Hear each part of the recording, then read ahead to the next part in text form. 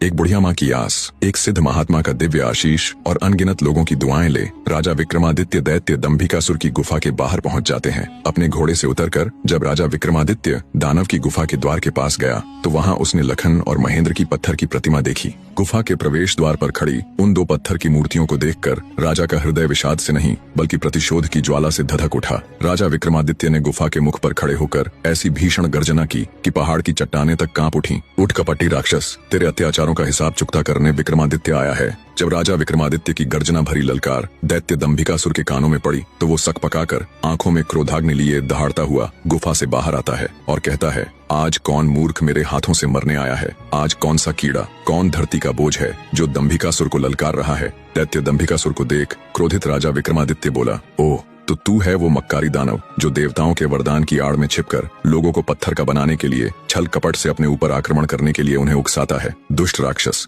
क्या मिला तुझे ऐसा करके? पर अब और नहीं, तेरे पाप का घड़ा भर चुका है, तेरा अंत अब ज्यादा दूर नहीं। राजा विक्रमादित्य की आत्मविश्वास भरी बातें सुन दंभिकासुर थोड़ा सक पकाया। राजा विक्रमादित्य बोले, पूछ पापी राक्षस, कौन से हैं तेरे वो 7 सवाल? मैं जवाब देने के लिए तैयार हूँ। राजा विक्रमादित्य की बात सुन दैत्य दंभिकासुर बोला, ओ तो अब तू मेरे सवालों का जवाब देगा कीड़े। अगर तुझ में हिम्मत है तो मुझसे मुकाबला कर, तेरे जैसे कीड़े को तो मैं चुटकियों में मसल कर रख दूंगा। बड़ा आया मेरे सवालों का जवाब देने। दैत्य दंभिकासुर ऐसी ऐसी बातें करके राजा विक्रमादित्य को भी उकसाना चाहता था ताकि वे भी अपना आपा खोकर उस पर हमला करे और पत्थर के बन जाए। पर राजा विक्रमादित्य तो राजा विक्रमादित्य थे। दैत्य की बात सुन राजा विक्रमादित्य बोले, सुन अहंकारी राक्षस, मैं तेरे उकसावे में आकर तुझ पर आक्रमण करने वालों में से नहीं हूँ। मेरा वक्त जाया मत कर और जल्दी से अपने वो सवाल पूछना शुरू कर। ये माया मुझे भी बहुत आती है। इतना कह राजा विक्रमादित्य अपने 4 वीरों को बुलाकर उन्हें बड़े आकार में आने के लिए कहते हैं। विक्रमादित्य के आदेश देते ही पलक झपकते ही उनके 4 वीर प्रकट हो गए और देखते ही देखते अपने विशाल आकार में आ गए।